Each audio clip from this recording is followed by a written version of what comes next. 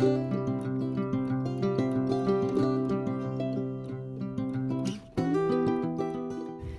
guys, it's JQ Crafty. Welcome to Tuesdays in the Attic, week 9, another double page layout, which is awesome.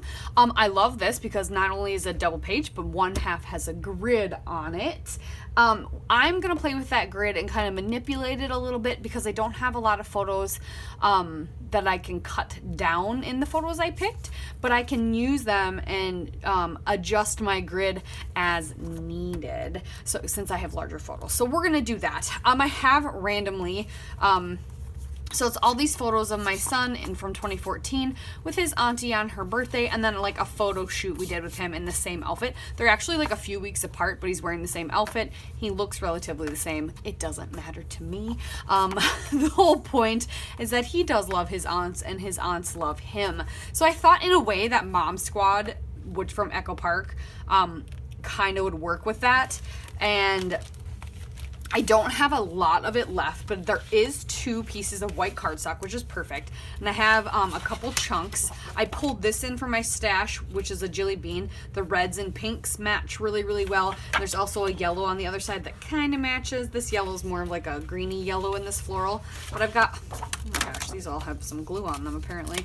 Got some scraps here to use up. And then I pulled this in as well because it's a navy. And I figured I could play with some of the stickers. And yeah, we could do that. I also have my big scrap folder, bigger enough scraps that I like, that I can pull some things in if I need to fill that in. And then we can always play with some embellishments and stuff, whatever we have in the stash. So that's what we're going to do with that. Let's get started.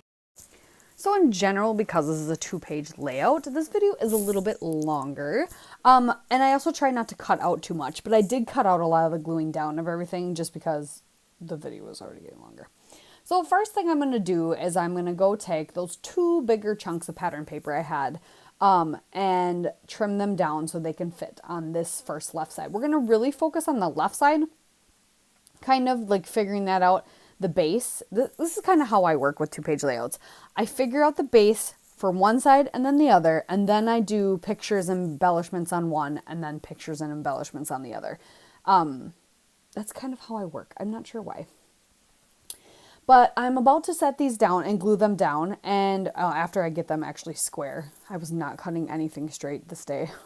Nothing was straight. Nothing is actually the same size, so at first I was like, oh no, my grid's not going to look like a grid anymore. But it looks enough like a grid that you can tell that's what it's supposed to be. But things are nothing. I don't think anything's the same height, width, nothing. Anywho. So I'm going to start gluing them down. I realize, ooh, this is really going to get lost on this white cardstock. So I decide to ink everything. And what I do is I ink all the base pieces. Now I did this on another layout recently as well, where I just ink all the base pieces and I don't ink everything. And I like to do that because then to me all the embellishments kind of pop off a little more because it's all the base that's inked. I kind of do one or the other. I'll either literally ink everything or I'll just ink the base pieces. So the white cardstock background's getting inked, and I'm using Chipped Sapphire Distress Oxide, and then all these pattern papers are also going to get inked on the side with that Chipped Sapphire. I've had Chipped Sapphire out a lot. I've been doing a lot of navy, and that's the most navy blue ink I have. So I've been doing a lot of Chipped Sapphire lately, I think. I feel like it. I feel like I've had it out a lot. I don't know if you guys have noticed or anything. But I'm just inking everything up. So I'm going to do that to that side. And then I know I need squares and everything. And so I want to kind of figure out my photos really quick. So I'm going to get all my photos matted and down on their bases here in a little bit. First, I'm going to work on trimming down these 2 that I'm going to put on the left-hand page. I'm just trimming down to the same width. Trimming a little off the tops and bottoms just so that they fit, and then trimming down all my photos that are going to be on the right hand side. Now I said I'm going to convert to the 2 photos. So on the right hand page where they have the 2 photos up in the upper left, I'm going to make that 1 photo. And where they have the 2 photos stacked on top of each other on the lower or upper right, two photos next to each other. On the lower left, where they have two photos stacked on top of each other, I'm just going to have one photo, one tall photo. And then kind of like on the left-hand page, where there's actually 3 small photos, I'm just doing 2 larger photos. They take up the same relative amount of room, and they give a similar look. So that's what I like about grids, is you can play with them on where the photos are and where how much room they take up. You can either do literally every square is a different element, or you can combine some of them. And I like to make my grids like that. I like to make it so that they some of the squares get combined, because it just, to me, it looks a little different, gives a little movement, and then also it works better with a lot of the photos I have. Now, someone was teasing me and telling me, I believe it was Jennifer Kane, was telling me that I need to start printing smaller photos. And I have been for recent photos, but here's the problem. I am someone who, I printed all my photos, even when I wasn't scrapbooking. So I have stacks and stacks of photos already printed, and that's money. Granted, I had a really good app on my phone for a really long time that I got like these little mini tearaway books with the photos were printed on. It wasn't the greatest quality, but to me, like the paper itself wasn't the greatest quality, but to me, if they're getting printed and they're getting scrapbooked, that's what matters. The digital is going to be the best quality anyway, and what's going to be last forever. So I'm okay with it being printed on not the greatest quality of paper, as long as the image is fine. And so the image is fine. And so I have all these books, and it was cheap to get them printed that way.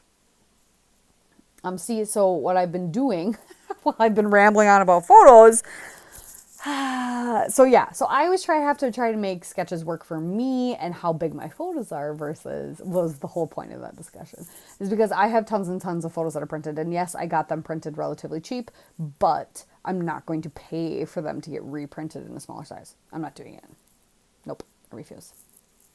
So what I went ahead and did is mat all my photos on that navy blue that's going on this right hand side. So I'm going to build my grid over here first, because I want to make sure I get the base layers done so I know what I've got to work with, and because that's where most of the paper is going to go, right? And I'm trying to just kill this kit, so I don't want to use too much. I want to use up what I have and then find out if I need to pull from my stash, essentially. So I did that. I built all my bases and added some pattern paper to one, so they at least meet kind of the criteria to look like the full grid, so there's not these huge gaps, but not take away from the photo, if that makes sense. So I had added like the floral paper to finish off the length of that mat. Does that make sense? I hope so.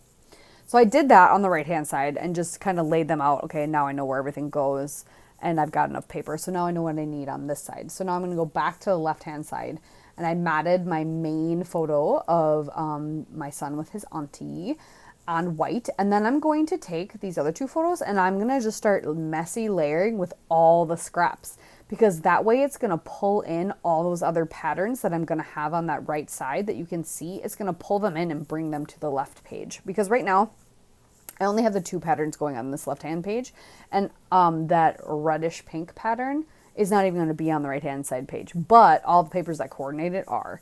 So I want to bring some of all those other patterns over here without overwhelming, and that's what I like to do with this messy layering, where you just, wherever you have a spot, just stick a chunk, glue it down, trim it. You know, it's fun. I actually really enjoy that, and I like the look of it, and it's a good way to add like little pops of color, because this is where I can add that little bit of yellow I have left, and then it pulls in that yellow out of the other patterns and kind of makes it pop a little. So that's all I'm doing. And then I inked all the edges. So there's that. Love it. So now I'm inking the edges of this, and I'm like, I need something. It needs something behind this photo. I don't know what, but it needs something. So I decide, this is where I'm thinking. I'm like, let's use a stencil, right? Why not? Let's use a stencil. So I go ahead and I grab my modeling paste that I have, and I'm going to put down that chipped sapphire and try to actually color it. Now, the oxides this one's not wet enough. I can tell I've been using it a lot, so it's not working. It's not working.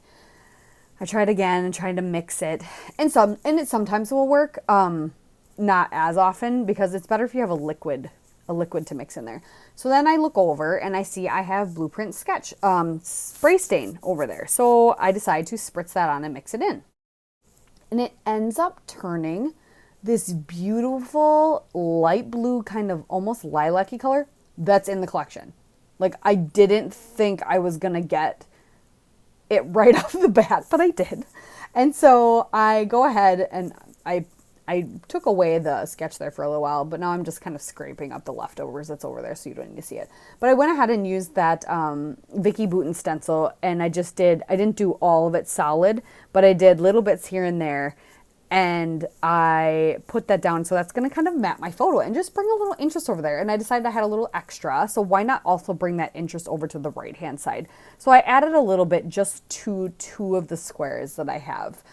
Just to give them something else. And I really like the way that turned out. So I let it dry, and now we're going to pop up our photo on foam, liquid glue it down, and then start embellishing this left-hand side. And I apologize, I did shut my camera off and I started kind of looking at stickers while I was being impatient waiting for that to dry, and I did put a couple stickers on.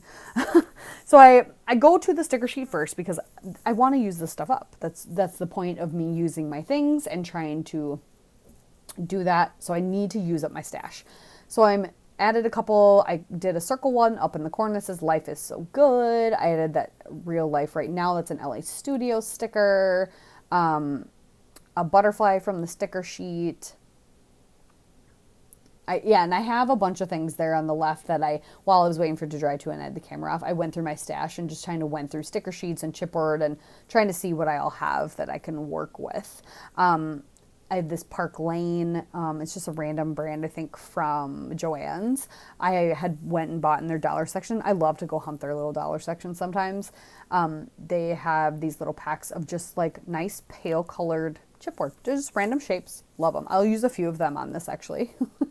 But the heart, there's a couple hearts in there. I tucked that one floral behind there just to show a little something. I'm strategically covering up this lady's face that's in that photo. And yeah, I'm going to use a bunch of stickers. I have these puffy stickers, so my title's going to move. I didn't necessarily want it up there with the transition of the... It probably could have went really well up on that bright pink pattern, the reddish coral color. But I liked that there was this space over here and there's an embellishment cluster over there, so I thought my title could go down there too. You can see it a lot better in person, but it's a very, very pale pink thicker, and it says, "You are my happy place." So that's the title. And also, like, I didn't necessarily need a title. I mean, really. But I kind of wanted to put one on, but I didn't need it to stand out so much that it, like, took over, if that makes sense. I don't know. I just liked the way it looked down here on the left instead of up on top. I liked that. It framed my photo really well. Took my white pen, doing some journaling down here below, kind of just like in the sketch. That's where the journaling is. And then I just did a little bit talking about how much he loves his aunties and his aunties love him. And yeah, now that left-sided page is pretty much done. We're moving on to the right side. So I glue all the squares down, and I have this tiny little piece of that stripe paper left, so I'm going to stick it up in that upper left. I grabbed some chipboard, also from my stash over there, some stickers from the sticker sheet, and I'm just going to embellish random little spots. I figured the baby pram was perfect since I've got a little guy and a bag because we're out and about somewhere. I might add journaling. I didn't on camera, but I might add some journaling later that talks about loving being his mom. But yeah, just a lot of fun embellishing here and there. I think I added one sticker after I turned the camera off too. Yep, just trying to figure out where I want things, moving stickers around after I've stuck them down. Popping some things up, leaving some things flat. And I really like the way that mixed media on those few squares ties that in. I'm not following any rules of 3 or anything like that. I'm just putting things where I think I like it looks. So yeah, I have this chipboard sheet where it's going to be big smiles. I've got all these puffy stickers that are Freckled Fawn from Redefined Creative Shop. I've got an LA Studio sticker on here, a couple LA Studio chipboard and puffy stickers. I've got the stickers from the collection. I've got another piece of that chipboard from Park Lane. Yeah, just everything. But I really like it, and I love the colors of this collection. I love the way this turns out. To me, it doesn't look super girly. It's just all about the love we have for my kiddo, me and all his aunties. It's my kiddo. But yeah, there you have it. So I'm just going to futz around and glue things down, and that's it. So you don't have to listen to me ramble anymore. But thanks again for watching, you guys. Tune in for next week for our Dusty Attic sketches. This was a really good one. I love all the 2-page layouts that she has. So, yep, another Dusty Attic sketches coming up in a week. We'll see you then. Bye.